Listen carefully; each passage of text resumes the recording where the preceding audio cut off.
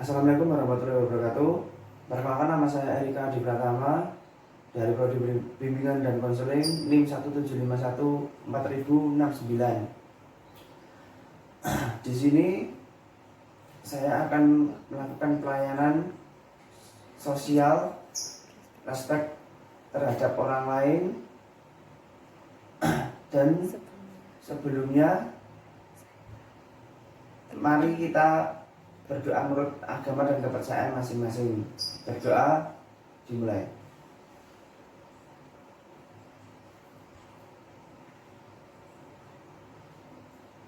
Selesai. Ya. Langkah pertama, langsung saja pengertian. Menurut Kamus Bahasa Inggris, kata respect diartikan sebagai yang pertama menghormati, yang kedua menaruh hormat, yang ketiga menghargai dan menjunjung tinggi, yang keempat mengakui dan menaati. Respek adalah rasa kepedulian kita terhadap orang di sekitar kita. Contoh ya, keluarga. Respek adalah rasa hormat. Ya, respek terhadap orang lain seperti keluarga, teman, saudara. Ya, yang terpenting kepada sesama orang, maupun muda, tua, kecil, besar. Ya, harus saling menghormati. Jadi biar ada sikap dari kita untuk dinilai mereka yang lebih bagus. Tapi juga hormat yang disertai rasa kekaguman dari masing-masing orang yang sudah menilai kita. Karena hal-hal yang dilihat secara sekilas saja, tapi rasa respek terhadap orang tertentu baru muncul setelah seseorang mengetahui pribadi atau perbuatan si orang yang direspek dengan lebih dalam. Ya, contohnya mengapresiasikan kita. Jadi ibarat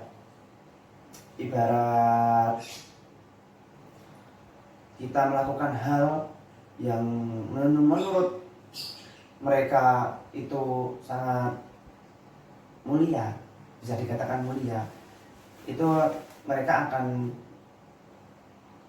melakukan sikap respek terhadap kita dan kagum terhadap diri kita. Lalu kemudian dalam tempo waktu tertentu menyadari bahwa mereka ahli dalam suatu bidang. Bisa jadi timbul rasa respek terhadap teman itu. Respek tidak sama dengan rasa takut. Rasa hormat dan penghargaan adalah kasih sayang dan kesadaran bahwa diri adalah bagian dari sebuah masyarakat. Dalam hal ini masyarakat, sekolah, dan melanjutkan beberapa jenjang pendidikan awalnya dari TK, SD, SMP, SMA atau MA, SMK. Ada pula juga yang melanjutkan sampai jenjang perkuliahan. Jadi kesimpulannya, respek terhadap diri sendiri adalah rasa hormat dan kagum terhadap kemampuan diri sendiri. Sedangkan respek terhadap orang lain adalah rasa menghormati serta mengagumi kepribadian orang lain. Langsung saja cara menghargai atau respect diri sendiri dan orang lain. 1. Menerima diri apa adanya. Jadi sebenarnya tuh orang yang rendah hati itu boleh sih, tapi kalau sifat rendah hati itu buat acuan, itu sangatlah tidak bagus. Dan cara menghargai orang lain atau respect terhadap orang lain dan diri sendiri. Yang pertama, menerima diri apa adanya. Jadi biasanya ya, yang pernah saya temui, sebagian ada orang yang mempunyai sifat rendah hati. Ya nggak apa-apa, mempunyai sifat rendah hati itu nggak apa-apa. Tapi jangan sampai aku aja loh cuma punya ini, aku cuma dari keluarga yang begini. Nah, yang seperti itu sebenarnya tidak boleh dilakukan. Nah, cara yang kesimpulannya, menerima diri apa adanya itu adalah sebagian besar orang dilahirkan dengan bentuk fisik yang utuh, tapi masih saja merasa kurang dan mengeluhkan tentang hal ini. Memang banyak orang yang dianugerahi keindahan bentuk dan tampilannya, dan sebagian juga menurut saya ada yang kurang bersyukur atas karunia yang diberikan oleh dari Tuhan Yang Maha Esa. Maka dari itu kita atau ya saya atau kalian semisal bertemu dengan ya maaf difabel atau yang ibaratnya sindrom, ya nggak ibarat sih, sindrom itu, apabila kalian menemui orang yang seperti itu, alangkah baiknya ya kita memberi dukungan, bukan untuk menjatuhkan atau berdiam di saat salah satu dari mereka ngerasa nggak percaya diri atau merendahkan diri sendiri dengan sengaja. Terlibat dan kemudian akhlaknya, kesempurnaan fisik bukanlah segala-galanya. Penjelasan yang kedua, menghindari perilaku yang merusak diri. Itu juga perlu dan penting untuk antisipasi dalam diri kita sendiri, dan kita berhak untuk memilah mana yang baik, mana yang enggak di lingkungan sekitar kita. Jangan gusa-gusu atau gaco ya, bahasa Jawanya gaco, untuk terjun dalam lingkungan di sekitar kita. Jadi alangkah baiknya untuk bergaul, ya bergerombol, itu seharusnya melakukan kegiatan yang lebih positif. Dan misalnya cara berkendara yang ugal-ugalan, nah itu ya bagi anak cowok ya enggak cowok sih, sekarang cewek juga kebanyakan juga udah mulai ada yang ugal-ugalan. Jadi kebanyakan sekarang itu udah pada nggak taat pada rambu-rambu lalu lintas juga. Akhir-akhir ini saya juga menemukan kebanyakan hal yang di jalan raya. Siang atau malam itu pasti ada yang melanggar tata tertib lalu lintas,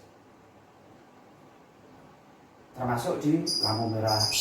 Siang-siang kan, di saat jalan ramai, banyak kendaraan lalu lalang, itu ada juga yang nekat menerobos rambu-rambu lalu lintas. Dan kalau itu di kota ya, di perkampungan pun juga jalannya udah sempit, ya nggak sempit sih, ya jalan desa maklum lah kalau dikatakan sempit. Itu yang namanya di desa kan, di depan rumah pasti banyak tetangga-tetangga atau warga sekitar yang suka ngobrol di depan rumah atau bersih-bersih rumah, nyapu, banyak anak-anak kecil bermain, bersepeda. Jadi itu alangkah baiknya juga bagi orang yang naik transportasi seperti sepeda motor, mobil ataupun transportasi lainnya, saya sarankan juga untuk selalu berhati-hati dan kurangi kecepatan. Jangan semena-mena jalan milik dia sendiri, kalian sendiri ya. Jalan itu buat sesama, bukan buat untuk diri kalian sendiri. Dan langsung yang ketiga, memupuk rasa malu.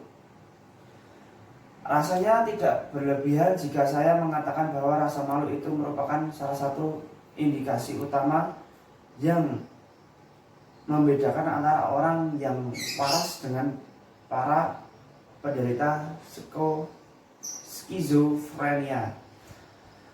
Bayangkan jika tidak memiliki rasa malu, kita pasti akan melakukan semua hal yang tidak sesuai dengan norma. Ya banyak ya yang zaman sekarang seperti itu. Kalau ya saya tidak menyinggung dari segi cara berpakaian. Cara berpakaian orang itu memiliki hak masing-masing. Tidak ditentukan oleh orang lain cara berpakaian orang seperti itu. Ya mungkin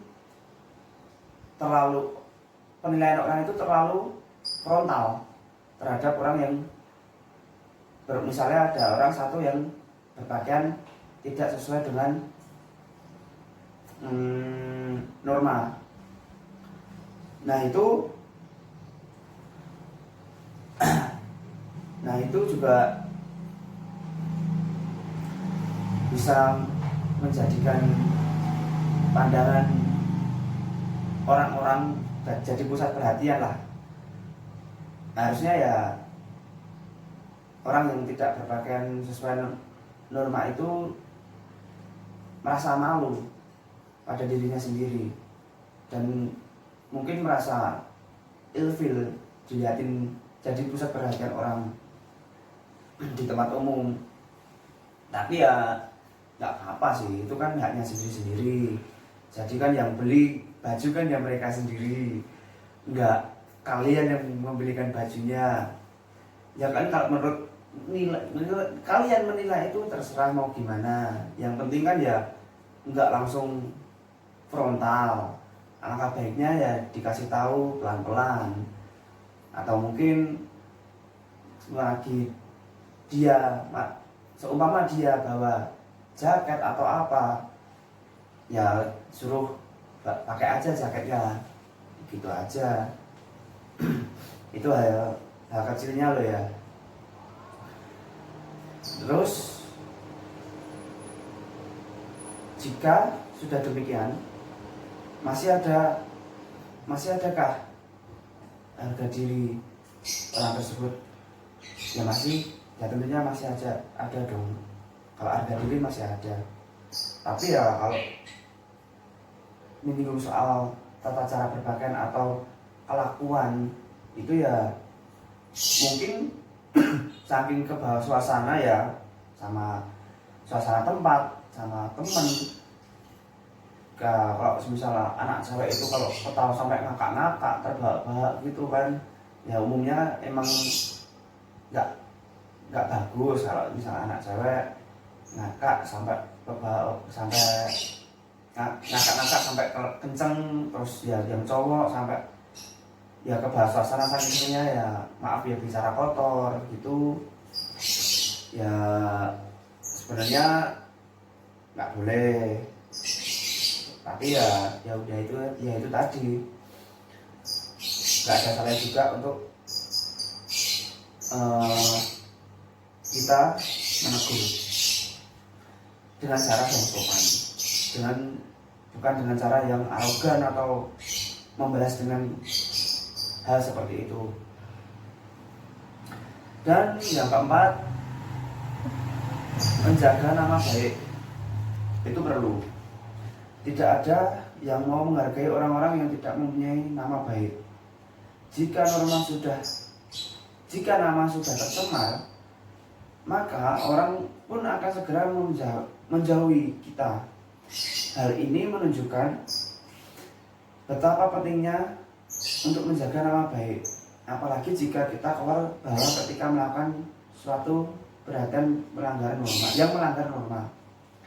Sesungguhnya kita tidak hanya mempertaruhkan nama baik kita sendiri, melainkan juga nama baik keluarga dan orang-orang terdekat kita. Ya, hadiah paling indah yang bisa kita lakukan kepada diri sendiri adalah amal baik yang kita lakukan selama hidup.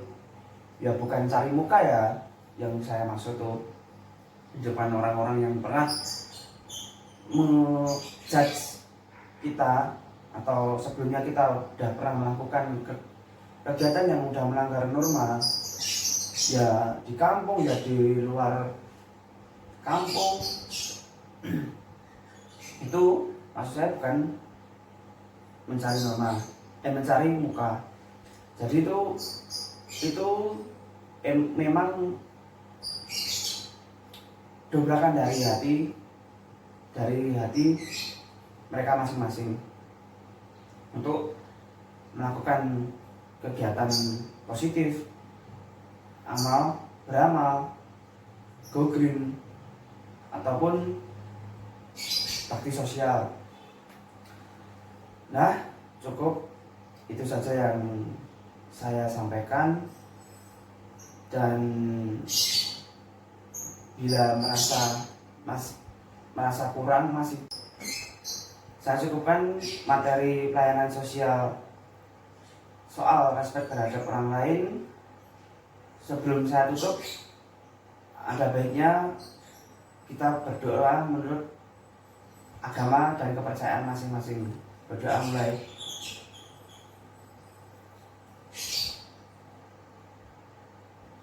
Selesai. Dan sekiranya apabila ada salah tutur kata dalam hal menyampaikan pelayanan tersebut, saya mohon maaf sebesar-besarnya. Wassalamualaikum warahmatullahi wabarakatuh.